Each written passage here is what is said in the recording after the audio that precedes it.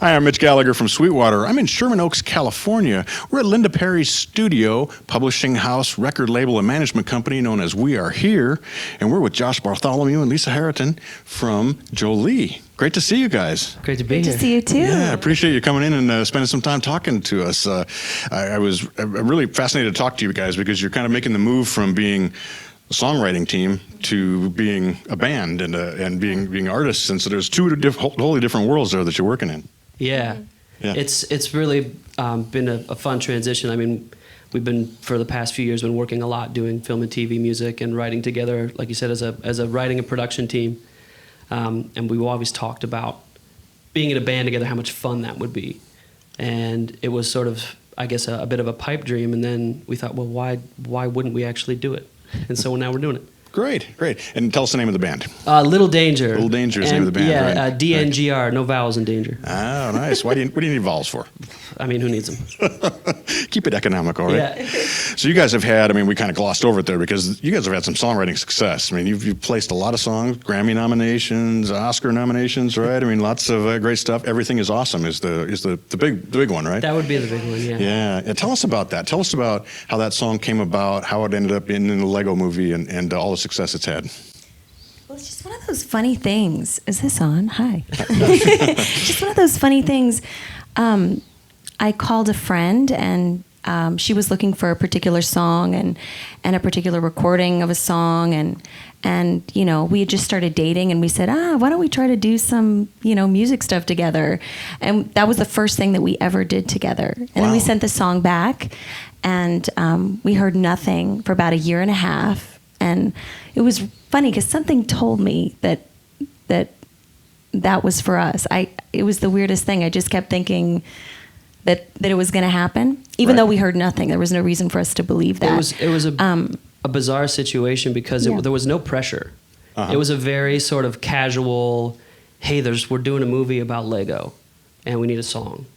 And so I grew up loving Lego. Right. So I was in. And we worked on this song, and we recorded it, and we sent it in. And like Lisa said, it was for a long period of time.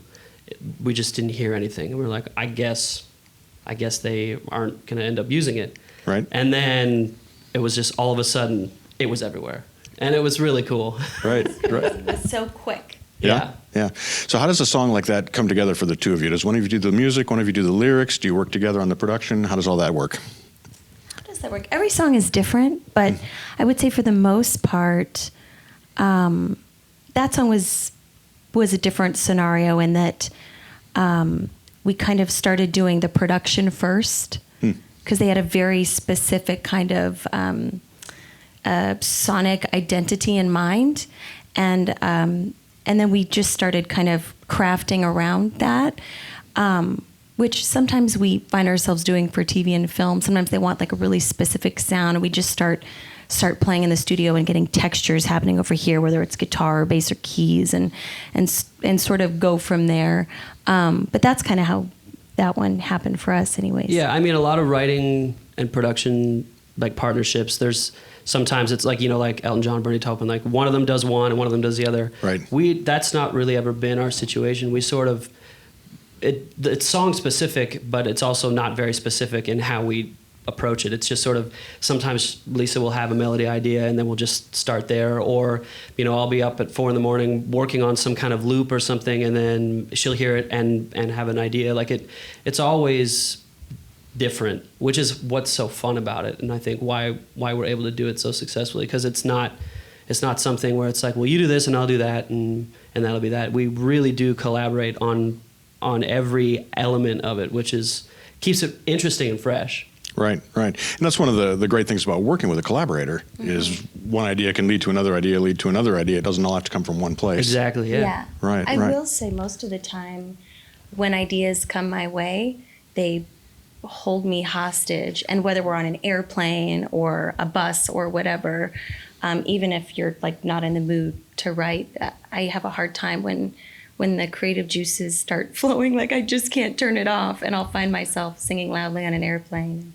That's very true. I can attest to that. True. Right. Like right now. Right, giving that song away to everybody on the plane, right? Yep. That's awesome. So tell us about your musical backgrounds. How did you get into songwriting? How did you get started playing music? Well, I grew up in Canada, which I'm Canadian.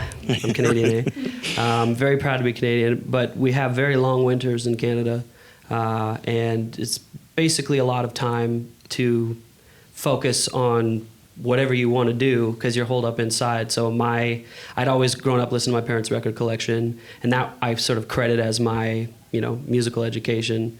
But I just wanted to make music in any way possible. I started writing poems and then started playing drums, and then from there I wanted to start writing songs, so started playing guitar. And it was just this, every winter I had nothing but time to learn a new instrument, and it just sort of, and my favorite toy growing up was my Fisher-Price tape recorder, and I always joke that nothing's really changed. I've just upgraded the equipment. Right. It's still in our studio, too. Is that right? Yeah. Oh, that's awesome. That's awesome. Yeah. How about you, Lisa? For me, I grew up around music. My father was a film composer and my mother was a studio singer. So I grew up, like hearing a John Williams score and my mom saying, "Oh, that's me," singing. Right.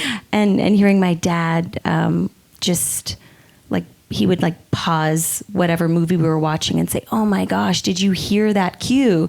That was incredible." And he just totally ruined movies for me.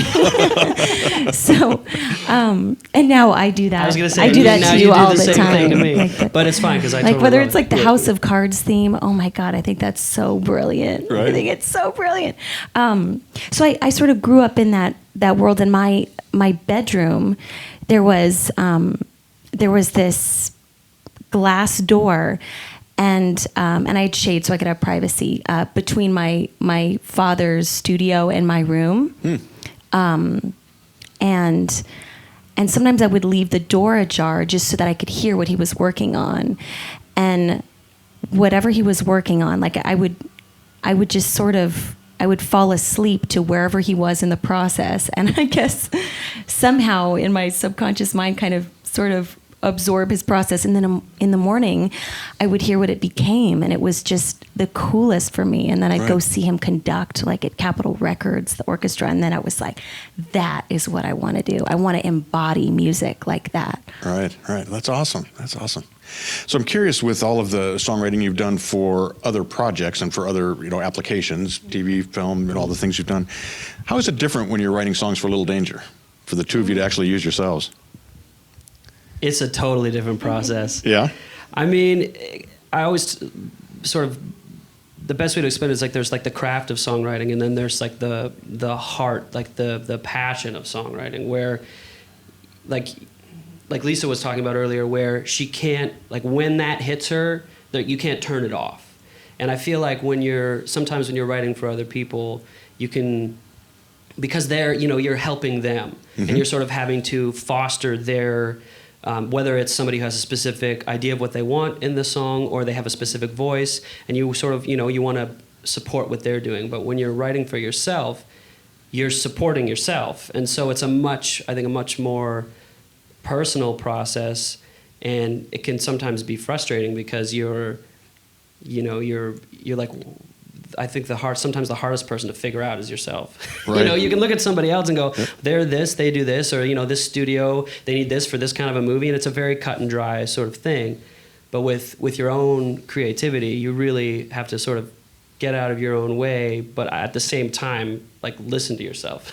And once you do that, it's obviously so rewarding and so liberating, because I don't have to run that passage or that lyrical idea past the artist and keep in mind, like, is that on brand for them? Is that something that they would want to say? Is that a melody in a key that they can sing? It's so liberating because there's no, like, obstruction in the creative process. You get to run it's with just yourself. what feels right to you, and that has been so fun. Right. So is the production process different then? Are you bringing in musicians to work with you? Are you doing all the parts yourselves? How are you doing the production? That's a good question. We're still in the middle of it, and the answer is yes. We're doing a lot of it ourselves, but we're also having friends, and it's definitely a collaborative thing.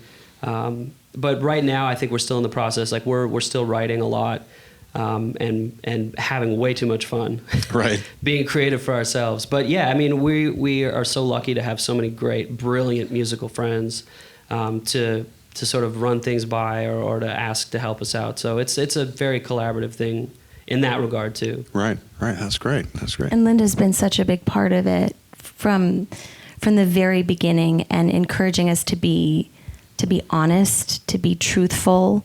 And when you've spent so much time writing for other people, it takes a minute to get really, for us anyway, to get really centered and in that place where we're really being true. And one of the things that's so great about Linda is she demands it, you know? Right. In the best way. In the best way. I mean, Little Danger is kind of her fault. Yeah. To a degree, because we had been working with her as songwriters and producers, and we had been talking about Little Danger and sort of mentioning it was an idea we had.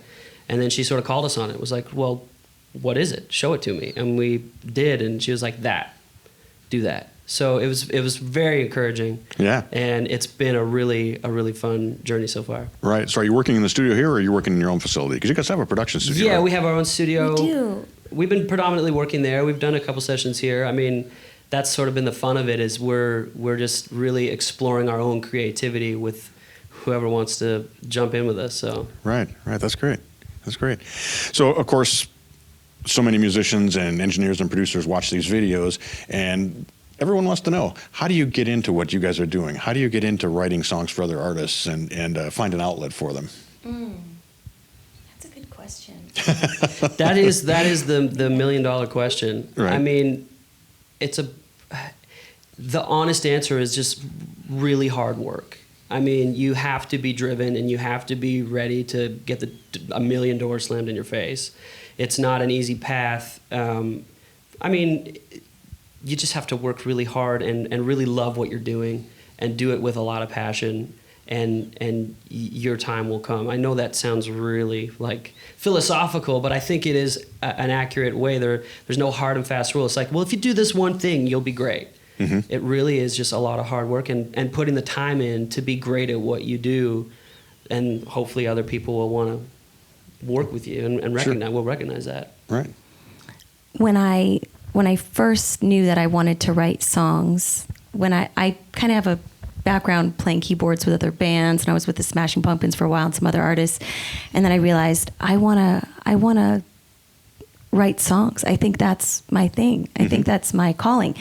And I was working with this producer that I'm still friends with, and he was kind of helping guide my career, and he was saying, I was asking him, so when do I get a publishing deal? And when do I get this? And I had such grand plans, as so many creative people do. Right. And he said, now let's backtrack a minute. You have 5 songs that you've written here, for this project. And he said, you need so many more. Just keep writing and hone in on your craft. So first and foremost, just keep that vision and that drive and that passion that you have and those big goals and big dreams. But remember the craft of the songwriting and just write every day, like breathing. You just have to. And also for songwriters, especially that want to get into TV and film, I always recommend to watch a lot of TV, listen to a lot of the songs that are played, and get a sense of, as you get to know yourself better and get to know yourself as a writer better, and get a sense of what kind of things you inherently write and what kind of songs, to get a better sense of where, as a songwriter, those songs might fit into the marketplace. But of course, starts with the passion first and getting it out first, and then figuring out where it fits later. Sure. Yeah, right. So you mentioned the craft of songwriting. How much of the balance is craft and how much is inspiration and just the ideas popping in your head? That's such a good question. It depends on the day. I mean, some sessions, it's like pulling teeth, and you're really relying on skill. Because you're trying sometimes to pull so much out of an artist to, if you're working with somebody, some days it just, you can't, like Lisa said, you can't help turn it off, and it's just there, and you're just chasing that muse, and it's like you're just trying to keep up with it. So, and that's, I think, why music, they say music keeps you young. It keeps everything fresh because it is so much of that dichotomy of one day it could be like, we've written songs together where it's like after the 20 minutes, we're like, where did that come from? Right. Like, where did that come from? That wasn't even, like, there was no cerebral thinking going on. That was pure just letting it come out. And those moments are, I mean, that's what you live for as a songwriter, as a creative person, for sure. And in a perfect world, they would all be like that. Yeah. Right. But sometimes you find yourself in a situation. We have a couple songs we're actually working up for a residency that we're doing, that we're starting next week. And two of them, we have this idea for the song, and we're having to use, the craftsmanship of songwriting to kind of get ourselves around this hurdle here to ultimately reach our goal. And sometimes it's like it's storyboarding your lyrics and writing a summary next to each section. Like, is this making sense? Or sometimes we do that sonically, like, okay, all these percussive elements here, and perhaps like contrasting that here would really give the song a lift, and doing less here would really move the song forward. So I would say usually we're leading with that passion, and it's that craftsmanship and the skill that kind of just, you're not even aware sometimes that you're using it, but then other times you say, okay, there's a roadblock here. Let's use this tool. Call in that the we pitch have, hitter. Right. Let's do that. Right. So do you recognize at this point that this one's great, let's go with it, this one maybe not so much, and let's shelve it? Or how do you identify the ones that you're going to focus on?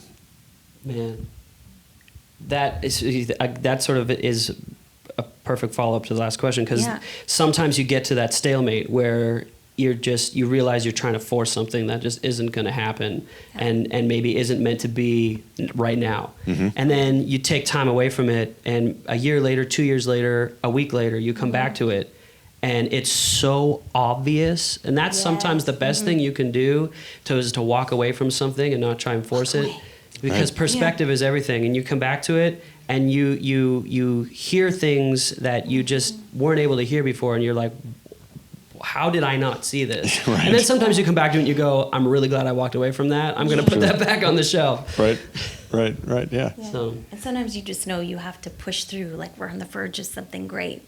Let's just hang in there, and then, Right, yeah.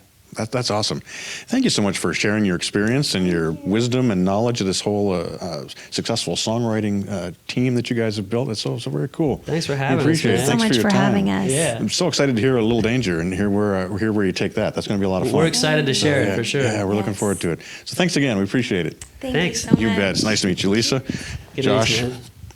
And thank you for joining me here at We Are Here in Sherman Oaks, California. I'm Mitch Gallagher from Sweetwater.